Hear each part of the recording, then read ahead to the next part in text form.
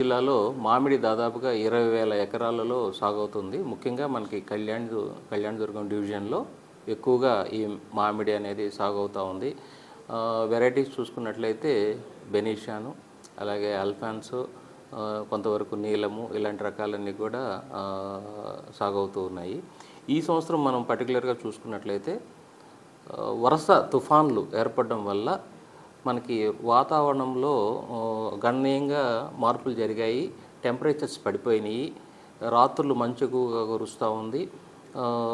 చిన్న చిన్న జల్లులు కూడా పడుతున్నాయి. కాబట్టి ఈ సంవత్సరం పూత కొంత తగ్గే అవకాశం, ఇప్పటి వరకు అనుకున్న స్థాయిలో అయితే పూత ఇంకా ఏర్పడలేదు. కొన్ని మండలాల్లో కొన్ని గ్రామాలలో మాత్రము పూత కనపడుతూ ఉంది. దీనివల్ల మనకి కొంత దిగుబడి తగ్గే అవకాశం అయితే ఉంది. వర్షాలు తగ్గితే మనకి మొదలయ్యే అవకాశం ఉంటుంది పూత. రెండోది ఏంటంటే ఇప్పుడు తేనె మంచు పురుగు అనేది పూతకి ఎక్కువగా ఆశించే అవకాశం ఉంది. దీనికోసం రైతులు తగిన జాగ్రత్తలు తీసుకోవాల్సిందిగా మనము ఉద్యాన శాఖ తరఫున రైతులని అందరినీ కూడా కోరుతున్నాము. ముఖ్యంగా మనకి అర్కా మ్యాంగో స్పెషల్ అనేది ఒకటి 5 గ్రాములు రైతులందరూ కూడా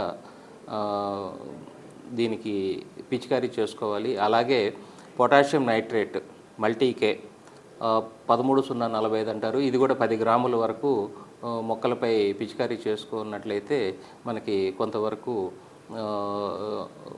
గ్రోత్ అనేది బాగా ఉంటుంది. ఇంకొకటి ముఖ్యంగా మనకి ఇక్కడ గమనించుకున్నట్లయితే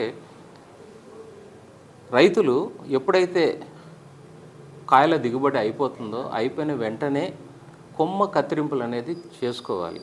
అది చాలా వరకు ఇక్కడ మనము ఎన్ని రైతు శిక్షణ కార్యక్రమాలు చెప్పినప్పటికీ రైతులు అంతగా ముందుకు రావడం లేదు.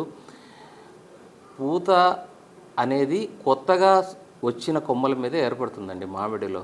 ఇది రైతులు గమనించాలి. పాత ఎప్పుడైతే కాపు వచ్చిందో అక్కడ మనం కత్తిరించుకున్నట్లయితే అక్కడి నుంచి 2-3 కొమ్మలు ఏర్పడి వాటి మీద కొత్తగా వచ్చిన ఆకు ఆ తర్వాత పూత అనేది ఏర్పడుతుంది. జిగ్జాగ్గా ఉన్నవి అంటే చిందరవందరగా లోపలికి ఇరుక్కొని ఉన్న కొమ్మల్ని ఆకుల్ని తీసేసి నీట్గా వాటికి మంచిగా షేప్ అనేది తీసుకురావాలి. గొడుగు ఆకారంలో చేసుకోవాలి. అలా కాకుండా మన వాళ్ళు మొక్కలు నాటేటప్పుడే దాదాపు 5 అడుగులు 6 అడుగులు ఎత్తుకున్న మొక్కలు నాటుతున్నారు. అంత పెద్ద మొక్కలు నాటడం వల్ల కూడా గాలులు విరిగిపోయే అవకాశాలు ఉంటాయి. 2-3 అడుగులు ఎత్తున్న మొక్కల్ని నాటుకోవాలి.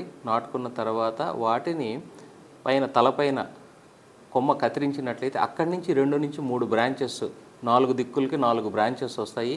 అవి మళ్ళీ 1 అడుగు నుంచి 2 అడుగులు సాగిన తర్వాత మళ్ళీ ఆ చివర్లు కత్తిరించుకున్నట్లయితే అక్కడి నుంచి మళ్ళీ 2-3 కొమ్మలు రావడం, ఇలా ఒక షేప్ అనేది తయారు చేసుకో. దీన్ని మామిడిలో ట్రైనింగ్ అంటాము. అలాగే కాపు వచ్చే చెట్లలో మనం పూత అయిపోయిన తర్వాత చేయదాన్ని ప్రూనింగ్ అంటాము. ట్రైనింగ్ అండ్ ప్రూనింగ్ అనేది 2 కూడా చాలా ఇంపార్టెంట్ మ్యాంగో. దానివల్ల మాత్రమే మనకి మంచి దిగుబడులు అనేది వచ్చేదానికి అవకాశం ఉంటుంది. ఈ మధ్యనే మనము ఆత్మకూరులో అలాగే కళ్యాణదుర్గంలో ఇక్కడంతా కూడా రైతు శిక్షణ కార్యక్రమాలు ఏర్పాటు చేసి కేవీకే శాస్త్రవేత్తలను పిలిపించి గ్రామ స్థాయిలో రైతులకు కూడా అవగాహన కార్యక్రమాలు ఉద్యాన శాఖ ద్వారా విస్తృతంగా చేస్తూ ఉన్నాము, అవగాహన కల్పిస్తున్నాము.